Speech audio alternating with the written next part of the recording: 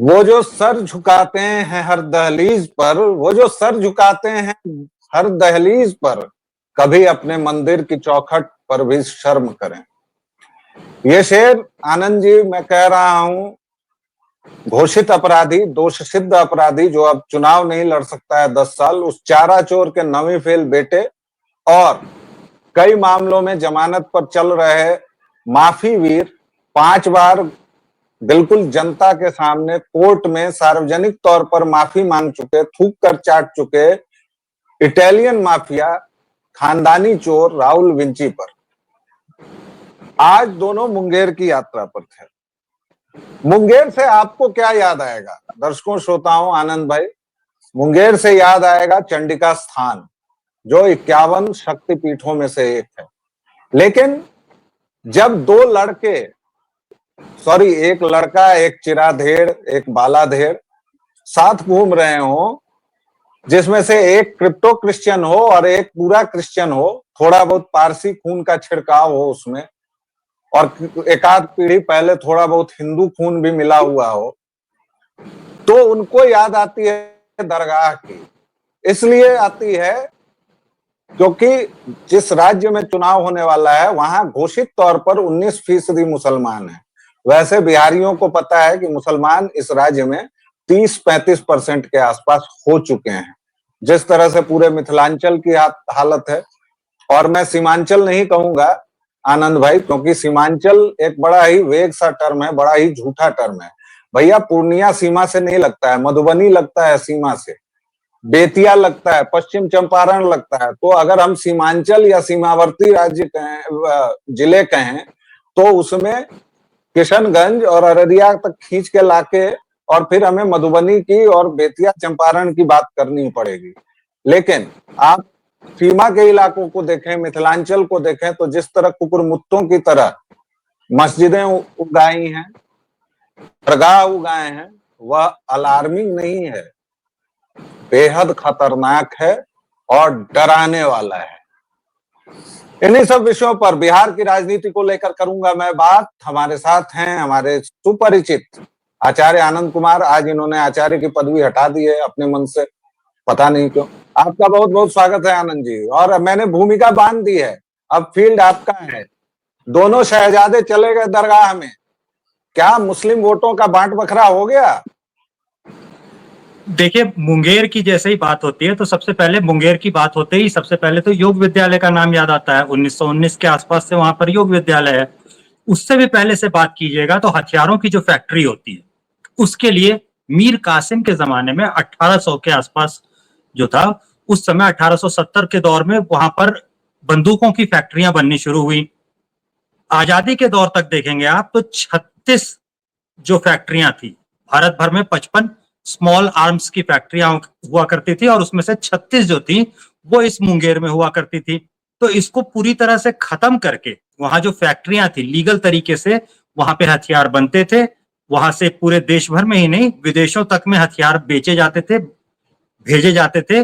और इन सारे लोगों का रोजगार और सारा रोजी रोटी वगैरह जो था वो खत्म करके और जंगल राज के दौर में वहां से फैक्ट्रियां खत्म करके इन सारे लोगों को जरायम पेशा, गैर कानूनी हथियार बना देने के लिए ये लोग जिम्मेदार है, लालू यादव और उसकी फैमिली।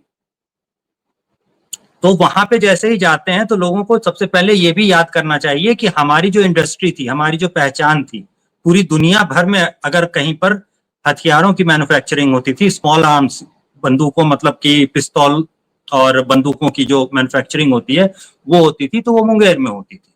तो उसको जो पूरी तरह नष्ट कर डाला है उसकी याद सबसे पहले की जानी चाहिए। तो उसकी कोई बात नहीं हुई कि कौन सी इंडस्ट्री को यहाँ पर इन्होंने खत्म कर दिया। तो ये जहां हाथ डालेंगे वहां से जंगल राज की जो इनकी बू है वो उठने लगती है और जंगल राज की यादें जो है वो ताजा हो जाती है। और इन दोनों से आप जो उम्मीद कर रहे हैं कि ये मंदिर जाएंगे, मंदिर क्यों जाएंगे भाई? हिंदुओं का वोट मांगने गए हैं जो मंदिर जाएंगे। तो जब हिंदुओं से वोट इनको लेना ही नहीं है तो जिस समुदाय विशेष से इनको वोट लेना है उनके पास गए ये, टेक आए मत्था, जाइए लीजिए उनसे वोट।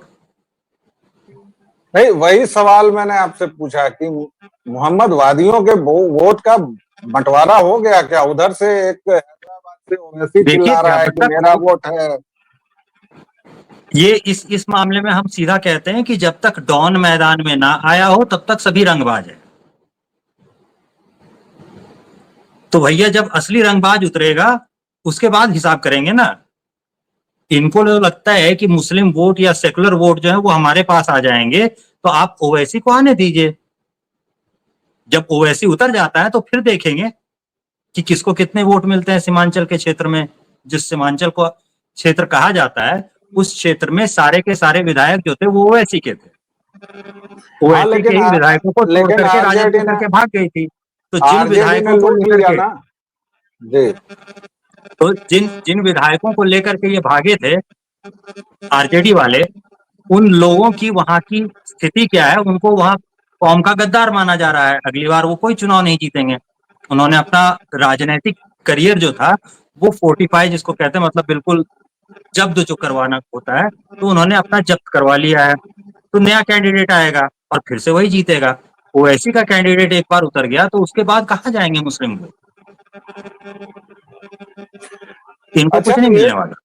अच्छा आनंद जी, एक नए खिलाड़ी आए हैं बाजार में, नए नए ताजा सेकुलर हुए हैं।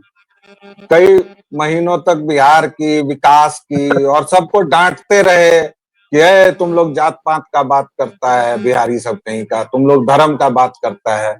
लेकिन फिर मौलाना सबके बीच पहुंच गए और बोले कि जो हिंदू भाजपा विरोधी है उसको तो हम ही को वोट देना चाहिए और उसको मियाँ जी लोगों के साथ आना चाहिए, नहीं तो सेकुलर वाला जो सर्टिफिकेट है उसको रद्द कर देंगे। मैं बात पीके की कर रहा हूं, जो टेंट कनात वाले प्रोफेशनल थे, दूसरों का टेंट कनात लगाते थे, अब इस बार उन्होंने अपना टेंट गाड़ दिया है। तो क्या मोहम्मद वादी थोड़ी बहुत घास डाल रहे हैं? क्योंकि उनकी पार्टी में तो जो भी गया है सब आरजेडी वाला ही है मोस्टली। तो क्या मोहम्मद वादी देखिए उधर भी झुकेंगे? ये जो केटरिंग सर्विस वाले होते हैं, टेंट के नाथ वाले होते हैं, इनको समझना चाहिए कि शादी के लिए जो सबसे जरूरी चीज होती है वो होती है दुल्हन। जी दुल्हन चाहिए भाई। तो दूल्हे के पास दुल्हन होती है, वो उससे शादी करने जा रहा होता है, तब आपसे टेंट के नाथ लगवाता है। आप ऐसे ही कहीं शामियाना गाड़ देंगे और कहेंगे शादी हो रही है, तो शादी थोड़ी हो जाएगी। अरे भैया वोटर चाहिए ना। कार्यकर्ता आपने फोड़ लिए क्योंकि आपके पास पैसे थे। आरजेडी वगैरह जो है वो पैसे देती नहीं थी, पैसे ही नहीं सम्मान भी नहीं देती थी। ठीक है, आप बेइज्जत जी करके लोगों को जो है रखे हुए हैं। अपना दरी उठाने वाला और कुत्ता जो है वो समझ रहे हैं, क्योंकि राजा तो आप हैं। जी तो जो ये राजा साहब थे, उन राजा साहब ने मान लिया था कि ये आरजेडी वाला है तो ये जाएगा कहाँ, नाम में यादव लगा है तो ये तो कहीं जा नहीं सकता, जिसकी मजबूरी है मुझे ही वोट देगा। तो उस पूरे समूह में से जब कार्यकर्ता तोड़ लिए गए, तो भैया कार्यकर्ता तोड़ करके भाई खाना परोसने वाला आपके पास आ गया। टेंट वगैरह जो था वो आपके पास था ही। जो सबसे इंपॉर्टेंट चीज है वो तो जुटाओ, दुल्हन कहाँ है? दुल्हन की बात तो छोड़िए महाराज, इस बार तो जो हमारे सबसे पुराने वयोवृद्ध दूल्हे हैं नीतीश चा, उन्होंने भी इस बार कमाल कर दिया है। कल मदरसा टीचरों के बीच गए, मदरसा वालों के बीच गए, लगभग 5-10 हजार की भीड़ थी। पटना का जो सबसे बड़ा हॉल है उसमें हो रहा था कार्यक्रम, और नीतीश कुमार के खिलाफ भी नारे लगे। तो इसलिए क्योंकि कुछ भूमि की जांच शुरू कर दी है नीतीश सरकार ने मदरसों की, और ऐसे करीब 1000 मदरसे, 2000 मदरसे पाए गए जिनकी जमीन में गड़बड़ी थी। तो उन सब की तनख्वाह वनख्वाह रोक दी गई है। तो वहां के जो भी मौलवी हैं, मुतवल्ली हैं, जो भी हैं, उन सब ने कल हंगामा किया। हंगामे पर तो खैर कुछ नहीं हुआ, इस पर कोई बयान भी नहीं आया, कोई बड़ी खबर भी नहीं बनी। यहाँ तक कि देखिए, मैं और आप अगर इस धंधे में ना होते तो हमें भी खबर ना होती, और शायद कल आपकी छुट्टी थी तो आपको भी खबर नहीं है। लेकिन एक और चौंकाने वाला काम किया है नीतीश बाबू ने। कल उनको रजा खान नाम के व्यक्ति ने, मंत्री जी ने टोपी पहनाने की कोशिश की, वो जो तुर्की टोपी होती है जिसको राजा मांडा भी पहना करते थे, और नीतीश कुमार ने वो टोपी पहनने से तो इनकार किया या नहीं ये मैं नहीं कहूंगा, क्योंकि जो वीडियो है उसमें ये दिख रहा है कि उन्होंने हाथ पकड़ा और वही टोपी वापस उनको पहना दी, जिस पर अब आरजेडी वाले रो रहे हैं कि नीतीश कुमार यही काम करते हैं, 20 साल से मियां भाई बहन लोगों को टोपी पहना रहे हैं। ये केशव, यह परिवर्तन क्या है, यह नूतन अभिनंदन क्या है? संगति से गुण होत है, संगति से गुण जात। टोपी ना पहनने वाले योगी मोदी की संगत में रहेंगे तो और क्या होगा। तो नहीं ये तो तो क्या होना ही था, आज हो या तो, कल हो, होना तो, तो था ही। कल तो तक क्या जिन्हें इशरत जहां का अब्बू कहा जाता था बिहार में, वही याद वही होगा कई वही लोगों को। मतलब वही मैं आपसे कह रहा हूं कि देखिए समय की धारा कैसी पलटी है कि इशरत के अब्बू ने टोपी पहनने से मना कर दिया। मतलब क्या वो भी समझ गए हैं कि अब मोहम्मद वादी उनको वोट नहीं देने वाले हैं? देखिए, इस मामले में जो राजनीतिक व्यक्ति होता है, जो भी राजनीतिज्ञ होता है, वो बड़ा ही बेरहम जीव होता है। ये बेरहमी अगर ऐसे नहीं याद हो आपको, तो आपको थोड़ा सा असम को याद कर लेना चाहिए। पूरा पूरा अल्पसंख्यक मोर्चा जो था वही खत्म कर दिया था शर्मा साहब ने। हेमंत बिश्वा शर्मा जो हैं वहां के, उन्होंने पूरा पूरा भाजपा का अल्पसंख्यक मोर्चा ही खत्म कर दिया था और साफ साफ कह दिया था कि भैया जब तुम 10 वोट नहीं ला पा रहे हो तो काहे का अल्पसंख्यक मोर्चा, 2 डिजिट से ऊपर तुम्हारा वोट नहीं जा रहा है पूरे मोहल्ले में जहां 500-700 वोट हैं, और तुम 2 डिजिट से ऊपर नहीं जा रहे हो, 10-12 पे वोट पे पड़े हुए हो, तो तुम्हारा मोर्चा काहे का है? हट जाओ, भागो यहाँ से। तो यहाँ भी राजनीतिज्ञ जो है उसका यही हाल है। वो बूथ वाइज आता है ना भाई, जब रिजल्ट आएगा तो उसको बूथ वाइज पता है, उसको पक्का पक्का पता है कि इस मोहल्ले से इतने वोट थे और मुझे इतने वोट पड़े। तो उस मोहल्ले का जो पोलिंग एजेंट था, उसका बूथ एजेंट जो था उसका, उससे वो पूछेगा ना कि भैया कहाँ गए, क्या कर रहे थे तुम, किस नाम पे पैसे लिए तुमने। मुफ्त में तो वो काम नहीं करता ना, उसको कुछ पैसे देते हैं, प्रावधान है। इसके अलावा जो मोर्चा है वो घूमता है तो उसकी गाड़ी का खर्चा, तेल का खर्चा, खाने का खर्चा, ये वो एक्सेट्रा एक्सेट्रा बहुत सी चीजें होती है जो साथ में जुड़ती हैं। तो जब देख ले कोई, बार बार देख ले, 1 बार 2 बार 5 बार 10 बार कि यहां से तो नहीं आ रहा, तो वो तो कहेगा कि भैया इतने साल से जो तुम मुझे टोपी पहना रहे हो तो अब रुक जाओ, ये टोपी मैं तुम्हारे सर पहना देता हूँ। और आप नीतीश कुमार जैसे घाघ नेता के सामने ये हरकत कर रहे हैं, तो नीतीश कुमार ने इशारा तो साफ कर दिया है कि या तो हमसे मिलो या कहाँ देखिए मिल जाओगे वो तो पता ही है।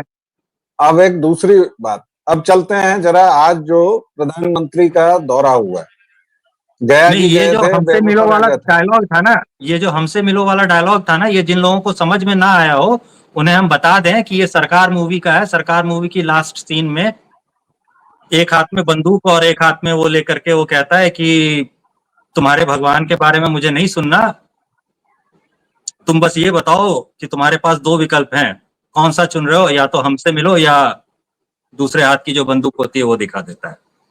तो किससे मिलने की बात की जा रही है वो बता देता है। तो ये सरकार मूवी का डायलॉग था। चलिए राहुल गांधी पे लेकिन चलें। लेकिन एक और चीज हुई है आज बिहार में।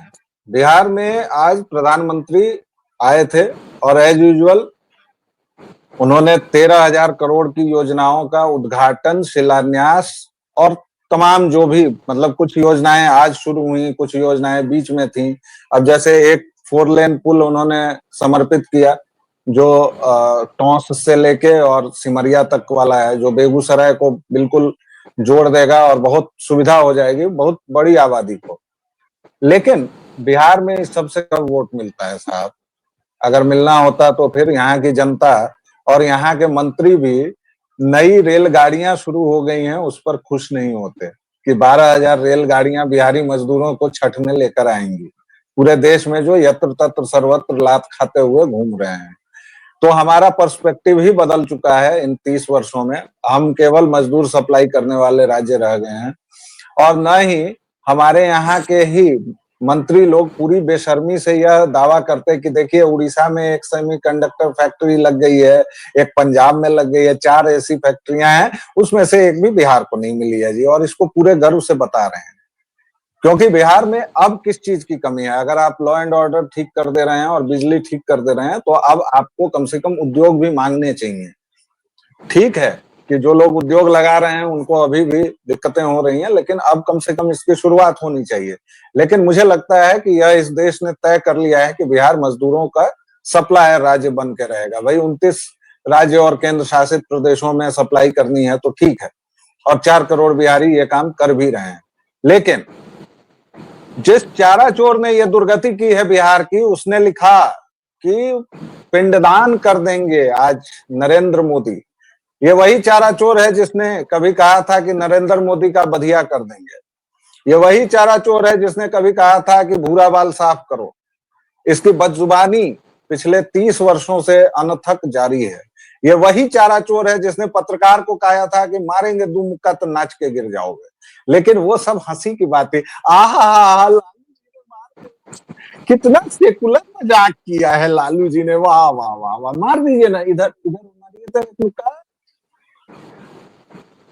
लेकिन आज उसने कहा है कि पीएम मोदी नीतीश कुमार और भाजपा की राजनीति का पिंडदान करने आ रहे हैं। उसके बाद उसी की पार्टी के हैंडल से ये निकला कि दुनिया का सबसे बड़ा वोट चोर, झूठों का सरताज पीएम फेंकने फिर आ रहा है।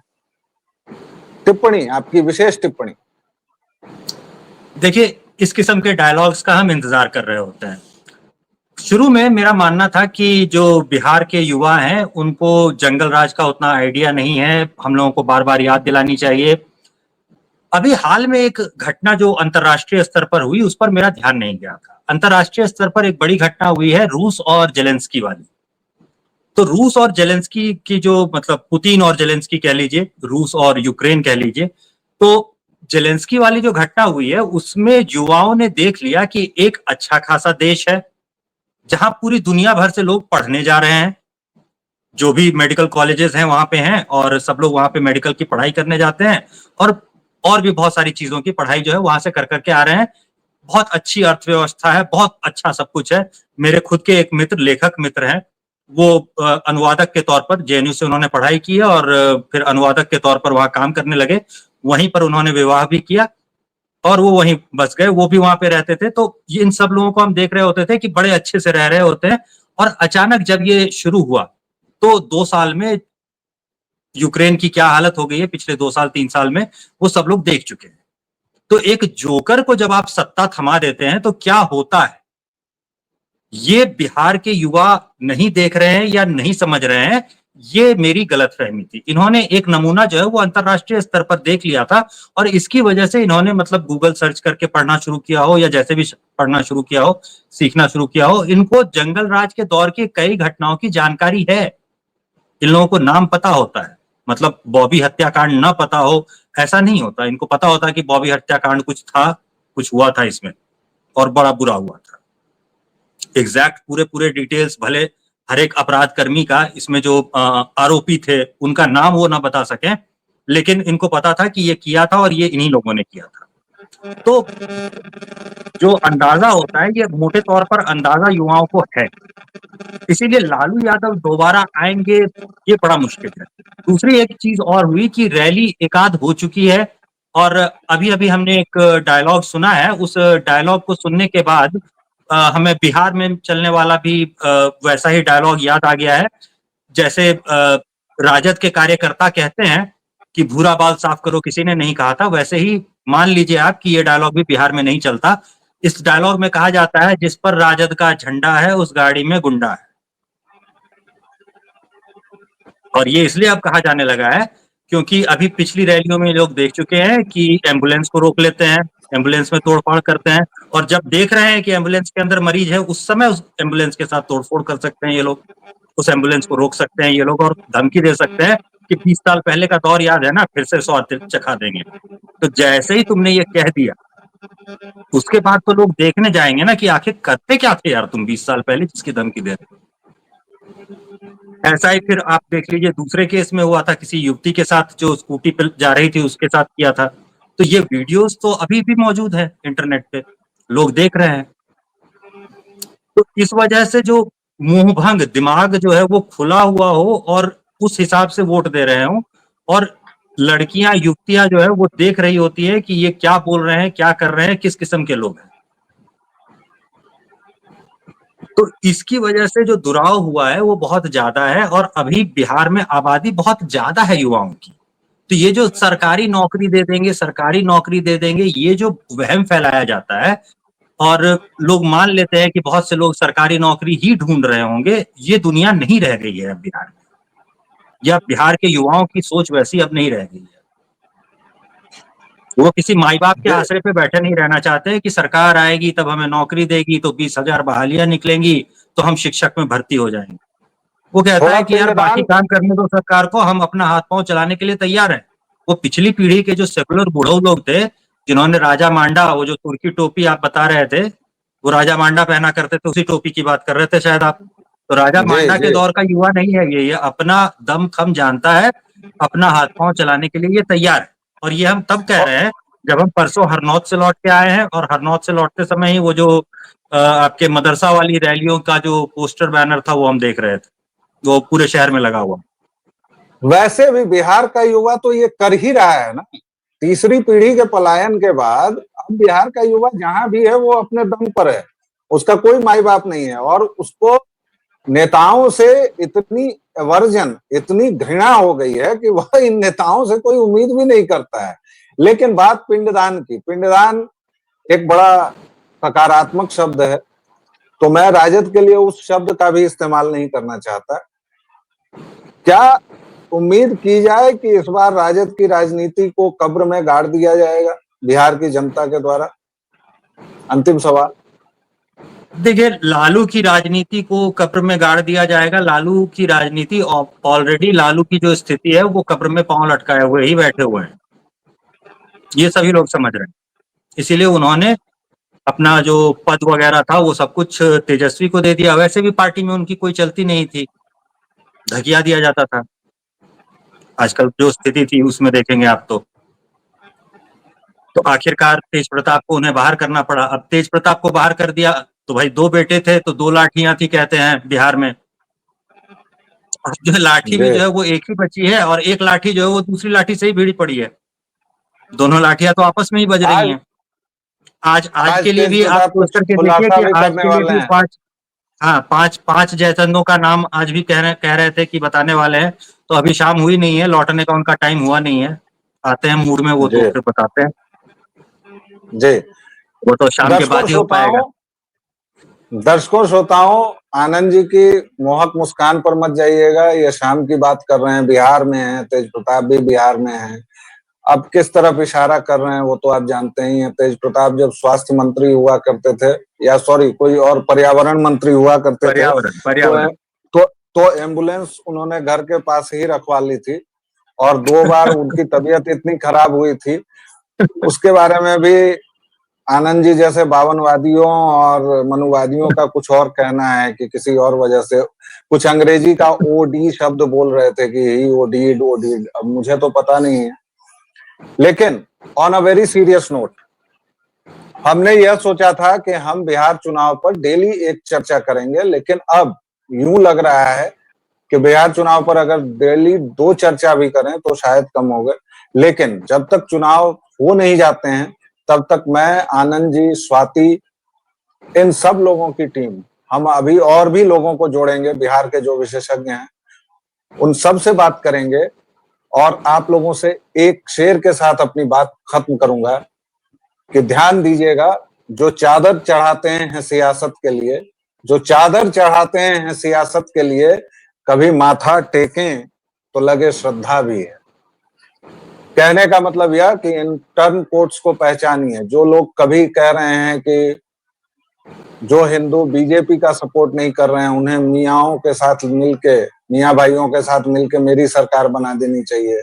जो लोग चंडिका स्थान नहीं जाते हैं, अंगराज कर्ण जिसको 1.25 मन सोना प्रतिदिन चढ़ाया करता था, उस चंडिका स्थान पर नहीं जाते हैं और किसी दरगाह पर जाते हैं जो मैक्सिमम कितने वर्षों पहले बनी होगी, या फिर वहां से आप क्या पालेंगे ऐसा, केवल इसलिए क्योंकि आप जो हैं वो कलर्स दिखते हैं। एक क्रिप्टो क्रिश्चियन है, एक खुले हुए क्रिश्चियन है, थोड़ा सा पारसी अंश लेकर। कहने का मतलब यह है कि बिहार चुनाव तक आप यहाँ पर नजर रखिए। आनंद जी से खास तौर पर और किन विषयों पर सुनना चाहेंगे बिहार के मद्देनजर, हमारी जंगल राज सीरीज जल्द शुरू करेंगे। आनंद जी थोड़ा सा फुर्सत में आ जाए। वैसे उसके 9 सीरीज हमने पहले से कर रखे हैं, आपको डिस्क्रिप्शन में मिल जाएंगे, थोड़ा सा सर्च करेंगे तो। व्यालोक वाणी को आप जैसे अपना स्नेह और प्रेम देते रहें, प्लीज देते रहिए। आनंद जी बहुत बहुत धन्यवाद। दर्शकों एक छोटा सा विराम लेंगे, उसके बाद फिर आपके साथ प्रस्तुत होंगे आपके पास। तब तक के लिए दीजिए आज्ञा। जय जय सिया राम। जय श्री राम।